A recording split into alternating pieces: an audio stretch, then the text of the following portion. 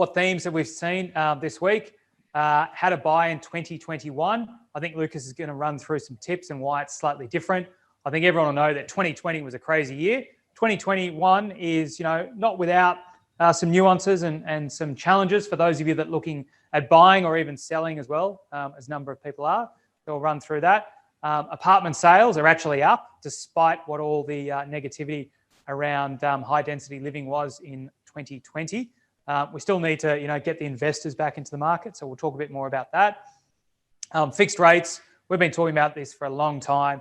If you had a mortgage and you've been listening to us for at least the last 9, 10, maybe even 12 months, you would know we say go out and get your rate fixed immediately. They're slowly starting to move, so we'll chat more about those. Sellers curb expectations as buyers dither. So those of you that don't know what that means, pretty simple. Prices are still going up. We had quite a few questions about this, so we'll run through that in a bit more detail. And then lastly, as always, when we talk about location, budget versus, what can you afford? And those people that are still dreaming of getting the quarter-acre block, or even now, I think, in this day and age, the quarter-acre block is a 600 square metre block. How does that compare to buying an apartment? So those are the major themes that we'll run through. We'll get stuck into those in a moment. Just to give you this week's wrap, last weekend's auction results slightly skewed a little bit, although I'm pretty surprised when you look at Melbourne that despite the fact that all the weekend's auctions, at least as far as they went to being on site and in person, were cancelled. I think we did see a number of people that had strong interest bring those forward to a midweek, a Thursday night or a Wednesday night auction. So I think a lot of those did very well and people transitioned to online, albeit, a successful way to do it. I think there is no substitute for being on site in the room, feeling that energy and getting excited. I know I love doing that for the days when I was an auctioneer and also an agent. There's nothing better than a live auction, seeing the people's faces and how it goes, but still went really, really well. So you can see there, Super Saturday again in Sydney and Melbourne.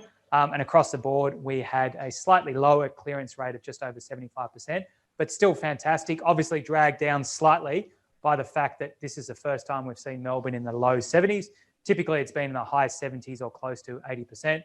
Sydney, no stopping, continually smashing through that 80% mark. So very, very strong, and the rest of the country doing quite well as well. These are the lead indicators we always like to talk about. So those of you that are joining us for the first time, or perhaps haven't paid attention to me in the past, what we just saw, the auction clearance results, typically what we call lag indicators. So they are historically what has occurred. Great statistic to look at, and the thing that people love about them is they are cold, hard facts. They're based on things that have already occurred. A leading indicator is something as to an estimate as to what we believe is going to occur in the future. Now, for those of you that are thinking about buying and selling, what happened last weekend is good to know, but most importantly, you want to know what's going to happen this weekend, next weekend, in a month's time when I go to buy my property or sell my property. So, what we can really do is we can just tell you based on our gut and what we think. We do like to base this around some kind of indications as to what we're seeing. So one of the best things that we can do is tap into realestate.com. They are the largest real estate listings portal here in Australia, and quite big around the world as well. But focus here in Australia, they produce 2 indexes. The first one we're going to look at is the weekly buyer demand index. So the first one we're looking at here is for Australia-wide. Now, we can see it's remained relatively steady over the last sort of 6 to 8 weeks. It is probably about 50% higher than the levels that we saw in 2019. So we're skipping over 2020 because there's really no point talking about when there's Corona, but we're seeing it being, more than 50% higher than 2019. So, it's really translating into what we're seeing on the ground. Sales are going out of control. Buyers are bidding prices up and up and up and up. Interestingly, there you can see demand for units as being the standout. Units or apartments is the red line you see behind me, and the blue line is houses. So, contrary to, I guess, what we're seeing in terms of transactions, and this is why this is perhaps a leading indicator, is that the demand is starting to widen. You can see historically those 2 lines were pretty close to each other, starting to widen, and the demand and intent for apartments is going up and up and up. I think that's always a Typical thing we expect to see as house prices go up, we see people look for the alternative option they can get. All right, so this is Victoria's, the next one there. Again, you can see the same thing. Slightly different when you're looking at that dip compared to nationally, obviously due to the lockdown or the second stage lockdown in Victoria. Obviously, we're not really seeing a hell of a lot translate through from this most recent lockdown that we're still currently in. All right, rental, Australia-wide stats you can see here. It's been probably, an interesting time. Obviously, the Victoria one, which I'll put up here, we did see the level of intent for rental demand drop towards the end of last week. Obviously, as the lockdown was announced, all rental inspections were cancelled. You can't do private, you can't do anything. So naturally, they fell. But it's pretty interesting. We're probably seeing, still quite strong intent in terms of the demand around rental, which is interesting given that, students, international students are one of the biggest drivers for rental demand. And obviously, it's well publicised that the inner city markets are struggling a little bit as a lot of those workers that typically rent there have had their jobs lost or are slowly starting to come back. So interesting to see there's still strong demand there. And I think we're probably going to see a big change as the borders do eventually open up, albeit perhaps not until next year. But definitely I'm going to see that creep back up as people realise where they want to live and demand comes back strongly. All right, I've been going on for a while, so let's just wrap out this intro section with the question for everyone here. I want to know from everyone on this call, I know you can't yell it out, or I can't hear you, but I want you to yell out, what is more important? Is it information or knowledge? So I'll give you a couple of seconds, think about it. If you've been to one of my sessions before, you should know the answer to this question. Is it that information or knowledge that's more important? All right, so the answer is knowledge. Now, why do we say that? Well, information is organised data about something, whereas knowledge, on the other hand, is an understanding either through experience or education. So, what today's session about, we call it question time, is to take on board your questions, use that experience and education that we've got to go through the information that's out there, turn it into knowledge and give you actionable knowledge. So, we talk about that a lot here at Salvo. Actionable knowledge is what we're all about. And, that's what's really important, whether you're thinking about buying, selling, renting, whatever it is that you're interested in doing around your home journey, is to have actionable knowledge as to what's going on, what's out there, what should you be doing for your personal circumstances. So it's really important that you understand, information in its own right is not what's powerful. It's being able to understand that information and turn it into knowledge. So hopefully we can add some value to you today and answer some of your questions to give you that knowledge. If we can't, tune in again next week and hopefully we can do better then. All right, I've been going on for quite a while here. I normally have someone tapping the desk to let me know to wrap up. So who am I? My name is James Maitland. I'm the General Manager here at Salvo. I've helped create more than 11,500 homes for people like you on the line today. This is what I do. This is what I love. It's what I'm all about. Today on the panel, we're joined by Greg Arbeck, Jack Jan, and Lucas Karras. So I'll be putting all of your questions to these guys today. Quickly, if you're not sure and you haven't been to a Zoom webinar before, you've probably been living under a rock, but I'll quickly run through it. Two ways to ask your questions. You can either raise your hand and we'll invite you live onto the stage, or you can drop them in the Q&A, which seems to be everyone's preferred option and an easy way to go. All right, so let's get stuck into the questions. I'm just going to bring up my Zoom screen so I can see it. All right, I can see a ton of questions in there already, which is very interesting. So, look, let's get started. Lucas, I know we had quite a few people coming through, and I think there's some questions there sending us stories that were suggesting perhaps that demand from buyers was dropping, and even suggesting maybe prices were dropping. I think people were getting a bit confused between where people were going through the campaign and sales and so forth. So what have we actually seen that's happening out there? And can you sort of demystify that for people in terms of those stories that we've seen about, sellers curbing their price expectations? Look, it'll be my pleasure, James. Look, we all know that we had a pretty frantic growth in the early of the beginning of the year.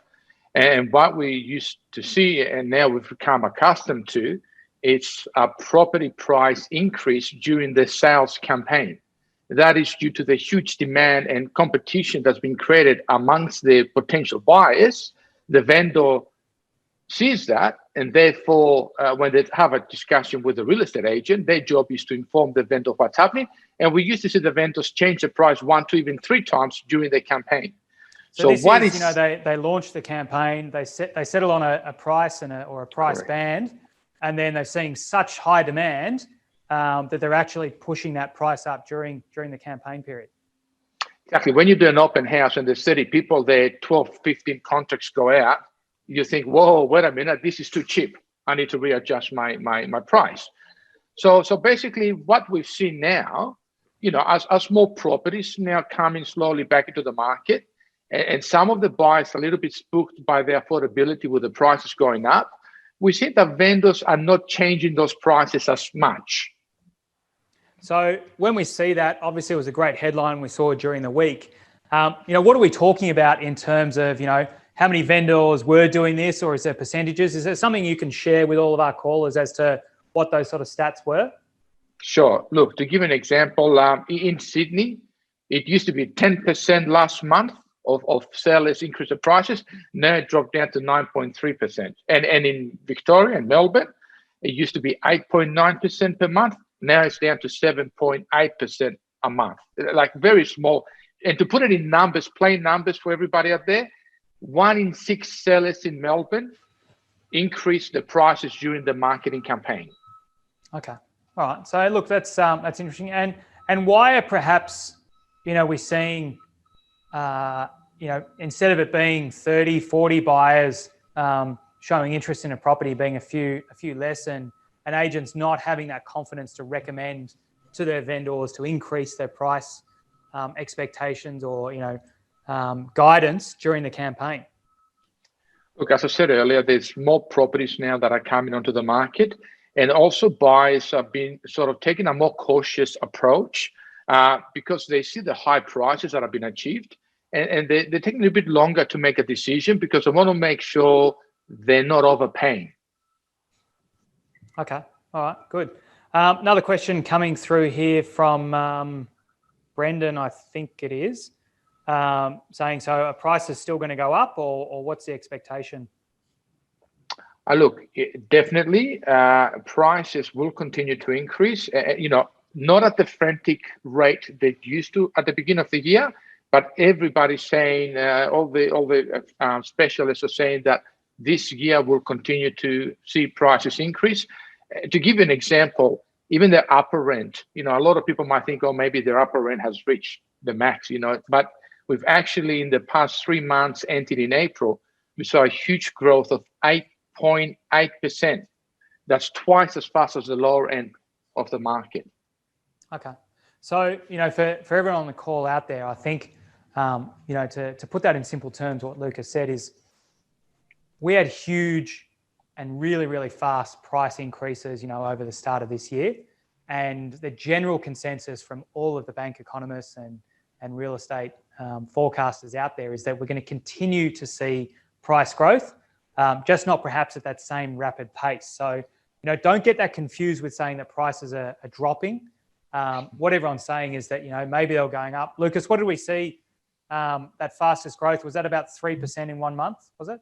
Correct. Yeah. So, you know, instead of it going up 3% in 1 month, we might see, you know, 1, maybe 2%, 1.5% per month, which when you annualize that, we're still talking about a 15% increase for 2021. So don't get confused with that. And that's why, as I said, it's really important to be able to understand that information that's coming at you, and from your experience or your education and so forth, turn that into the knowledge that, you know, there's no doubt prices are going up and they're going to continue to go up. It's just maybe they're going up at that steep rate. Now, perhaps it's a slightly more gentle curve. So those of you that love to run up and down hills, you'll know you much prefer to run up a gentle hill like this instead of Mount Everest like that. So pretty simple if you're a buyer out there. It's the same rule for that. Okay, I saw a question here from Jonathan about asking us here on interest rates, and that I mentioned that at the start of the top. So anyone got an insight as to what we're seeing? And I think, to clarify, hopefully, Jonathan, I think you're talking about actual interest rates from the bank you're paying, as opposed to the Reserve Bank's cash rate that they're setting. Anyone can tell us sort of what we're seeing out there, and perhaps what people should be doing? James, and in regards to the interest rate, as recently we've seen a few major banks in Australia, and they increased the 3 or 4 years fixed rate interest rate, which could be the trend, like saying for the long-term fixed rate product, the bank might thinking the cost of the borrowing cost might be not enough to cover, so they might slowly to increase the 3 or 4 years long-term the interest rate. So which makes probably the person they were considering to thinking to fix the interest rate, now they're going to do actioning to fix the interest rate before they goes up. Okay, good. All right, so Jonathan, anyone else there that's got questions about interest rates? I'll make it really simple for you. Get a fixed rate, lock it in today. You're not going to see better rates than that are out there. Go back and have a look over some of our historical question time sessions. They're all on Instagram or YouTube. We've talked about this a lot, how to look at the comparison rate versus the headline rate. But let me just make it simple for you. Fixed rates are a fantastic option right now. You're not going to see better rates than this. So I really, encourage anyone that's got a current home loan now, go and understand it, because there is a fair bit to think about when you've got it. As I said, go through our archive of previous sessions. We've run through this a lot, but I think now is the time to lock in a rate if you haven't already done it. If you have, fantastic. I'm glad you've listened, because I think you're going to see some great interest savings over the next 2, 3, 4 years, as slowly those variable rates start to head back upwards. Okay, so that was good. Apartment sales, we're obviously specialists here. We love apartments. We love the inner city.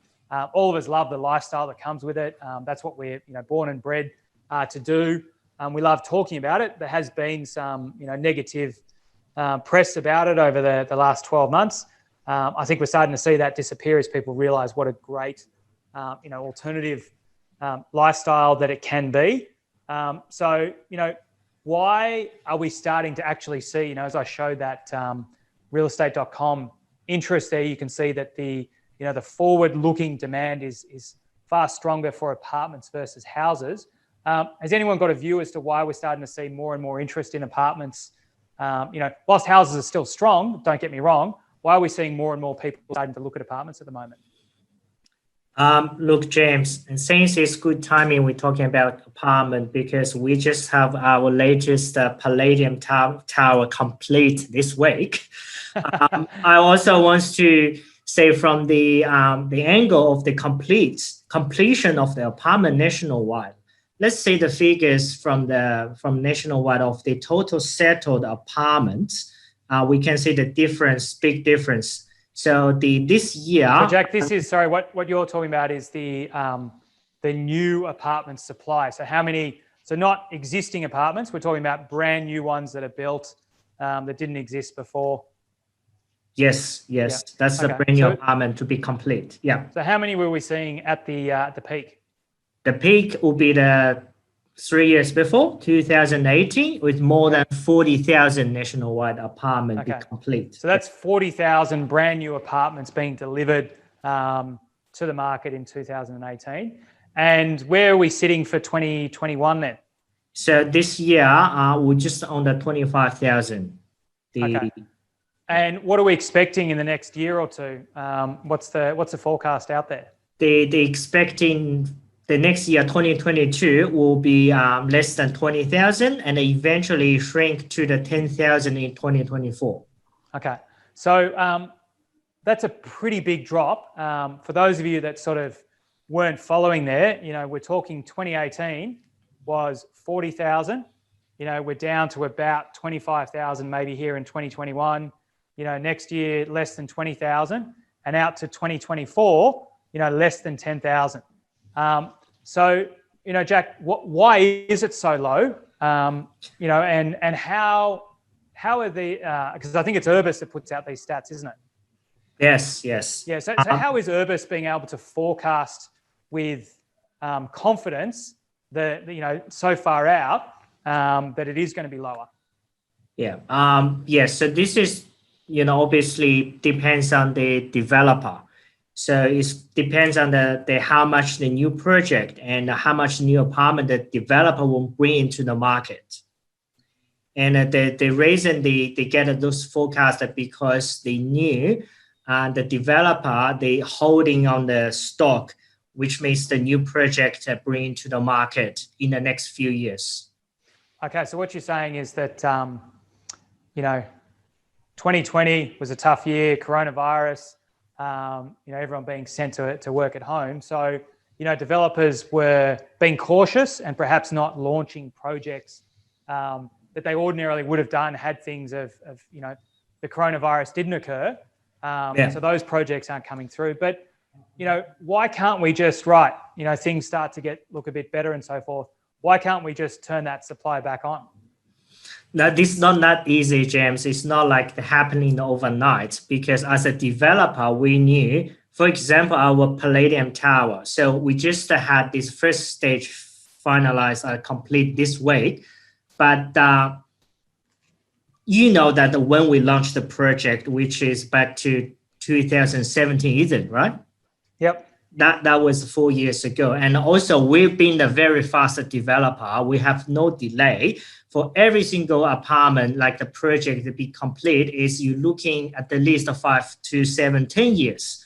So let's say if tomorrow, like we say, okay, the coronavirus, we're dealing really well. The market is really good. And we want to keep the pipeline. We want to bring all the new project into the market. It's not going to happen in a short-term period. It has to be like 5 to 10 years.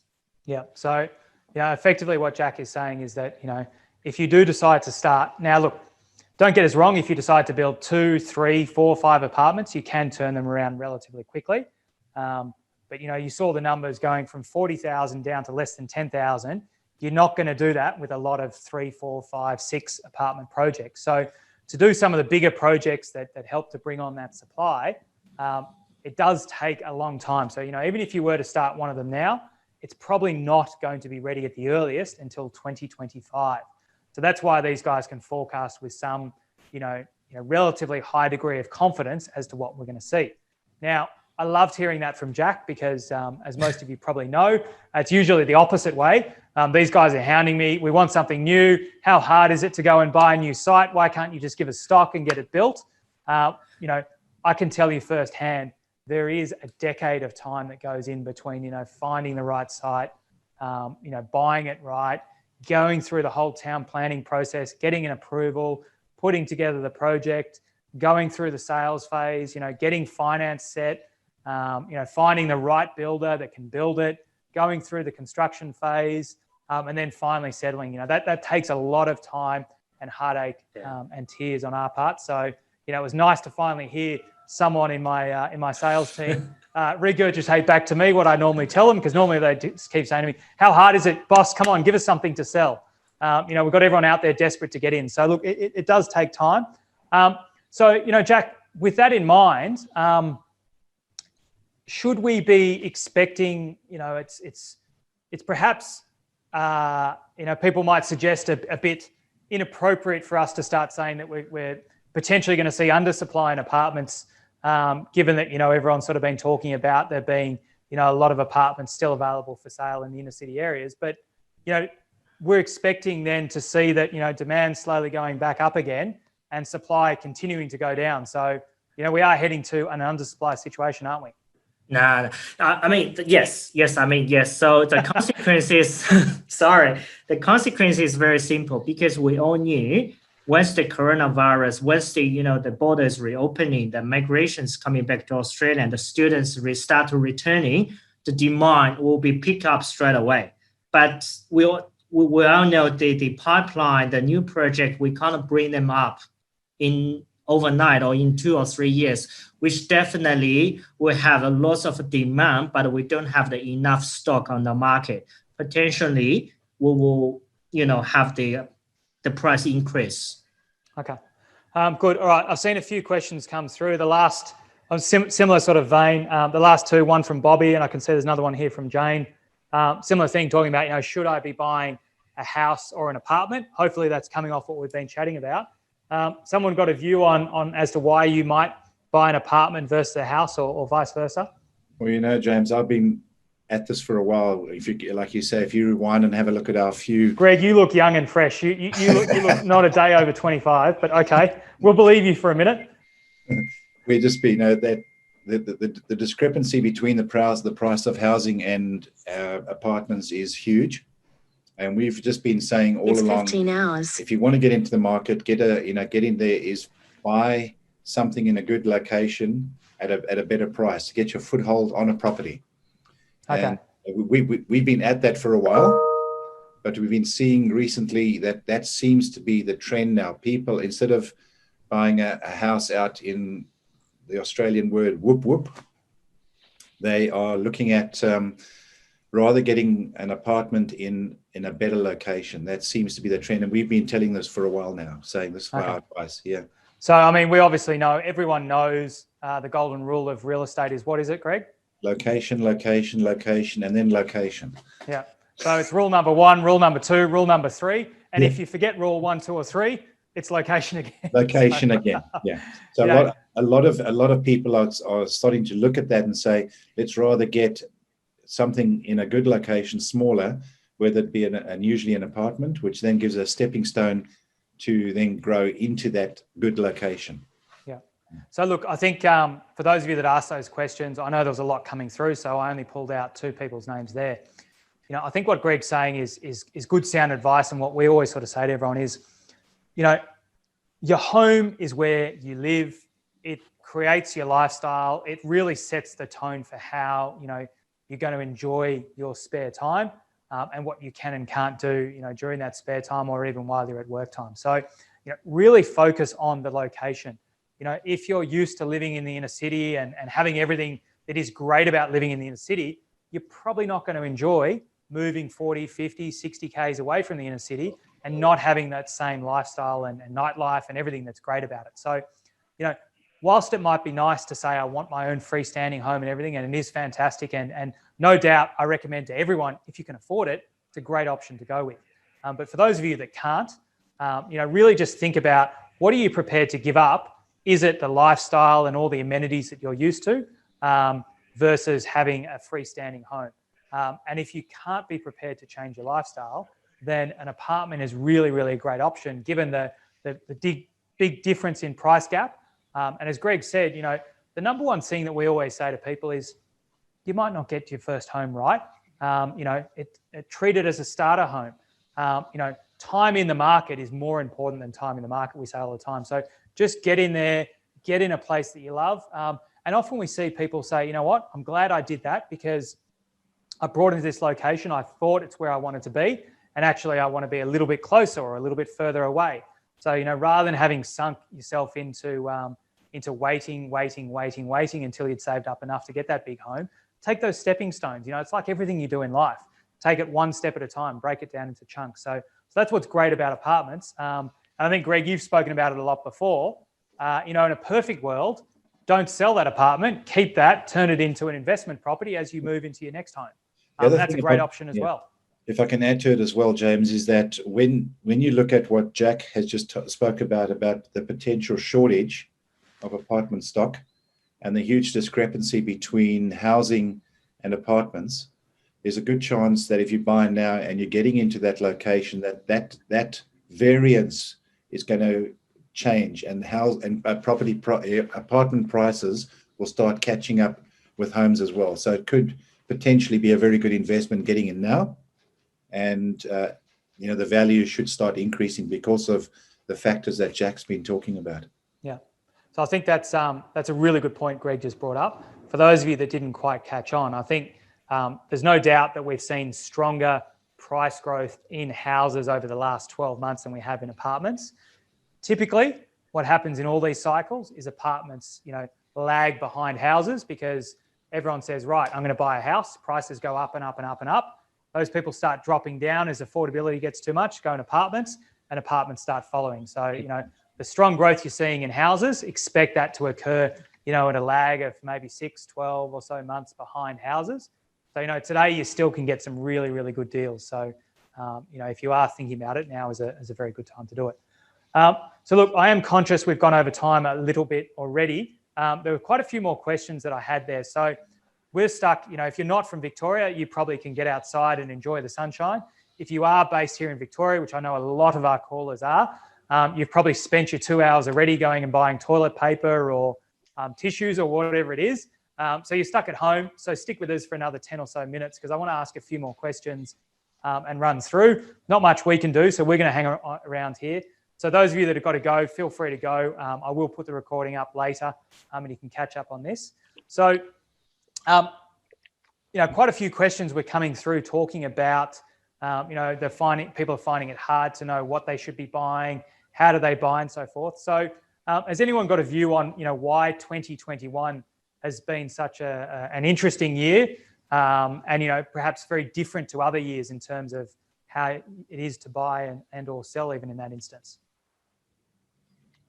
Look, James, obviously, the prices, the market is very, very hot.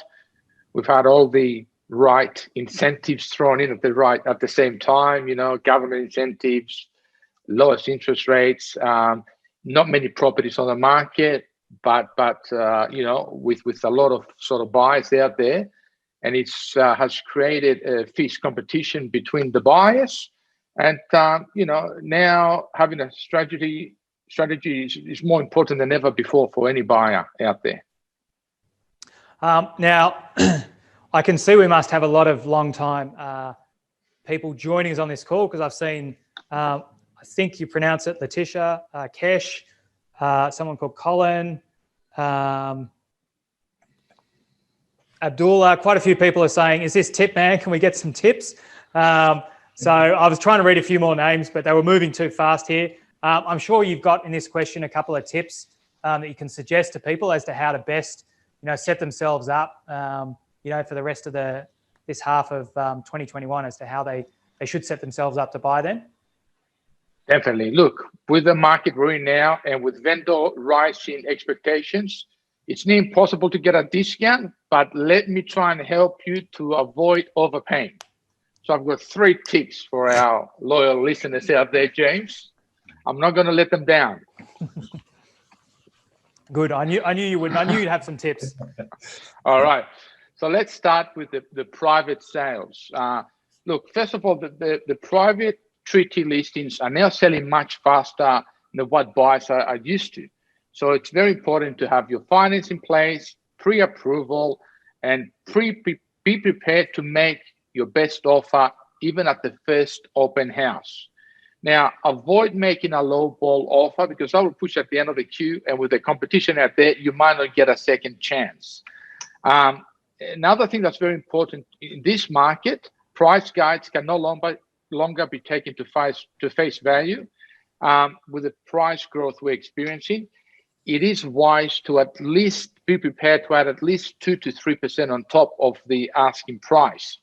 And lastly, if you want to be in front of the pack, be prepared to make an unconditional offer, sign the contract of sale, and pay your 10% deposit. Good. All right.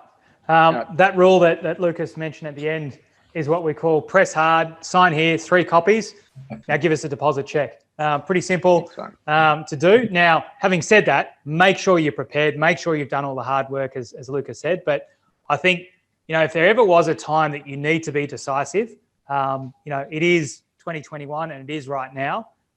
Remembering that while things might seem expensive, you want to make sure that you're not overpaying, but things go in cycles. We're not at the top of this cycle yet, so we're still expecting prices to continue going up.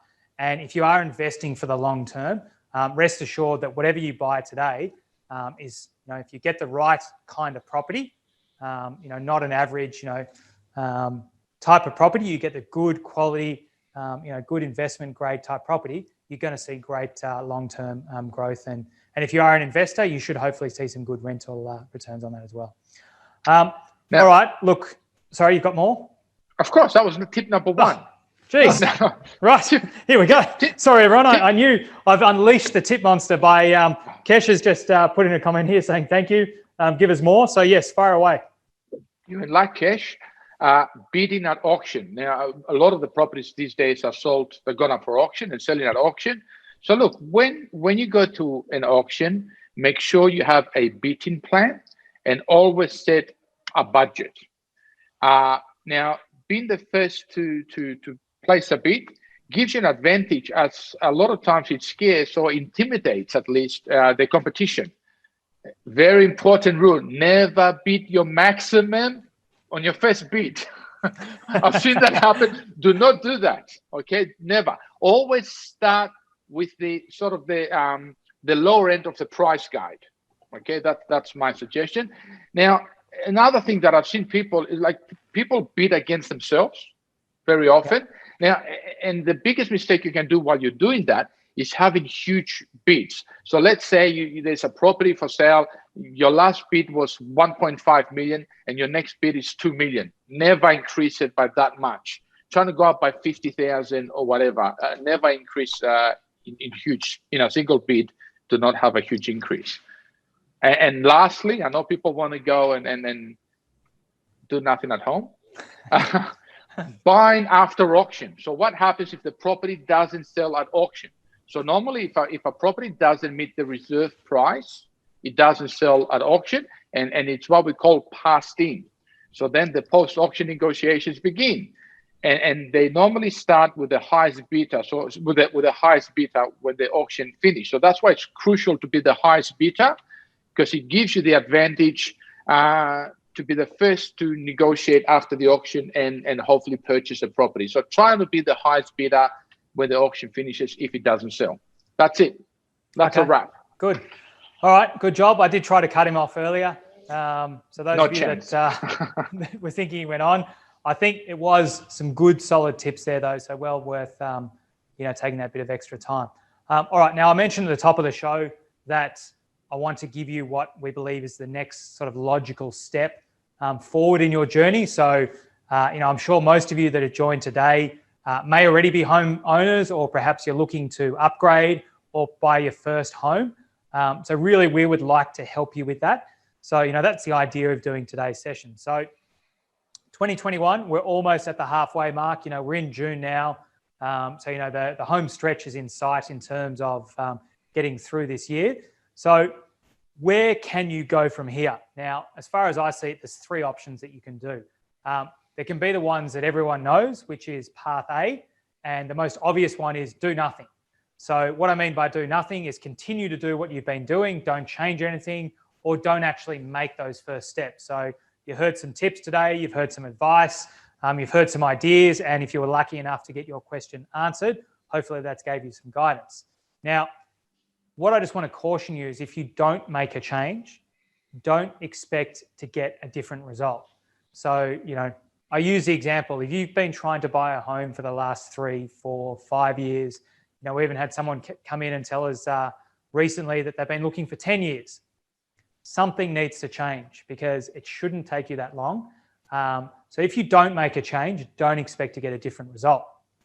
Now, the second option, go and take on board what we've said, understand it, and go and help yourself. So make those changes, understand what we've told you to do, think about those tips, and go and make those changes and get onto the property ladder.